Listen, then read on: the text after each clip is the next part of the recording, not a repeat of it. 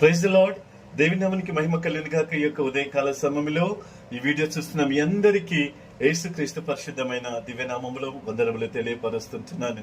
ప్రియ దేవుని బిడ్డ, మన యొక్క జీవితంలో చూసినట్లయితే మనం ప్రభు నమ్ముకున్న తర్వాత అనేకమైనటువంటి శత్రువులు మనకు విరోధంగా లేస్తారు. సైతాన్ ఆ విధంగా క్రియేట్ చేస్తుంది.